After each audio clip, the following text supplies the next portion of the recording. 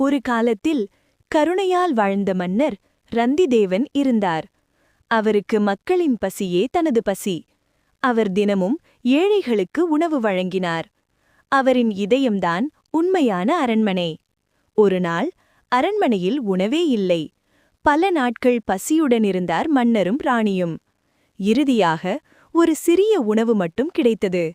அவர் அதை உண்ணப் போகும் நேரத்தில், அரசே, எனக்கு பசி என்று ஒரு பிச்சைக்காரன் கேட்டான்.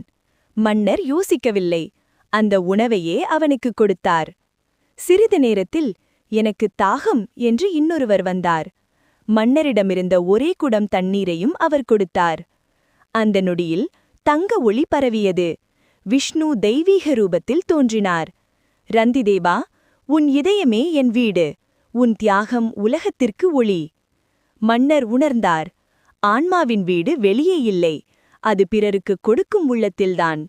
இறுதி நெறி: கொடுப்பதுதான் உண்மையான செல்வம். இரக்கம்தான் ஆன்மாவின் வீடு.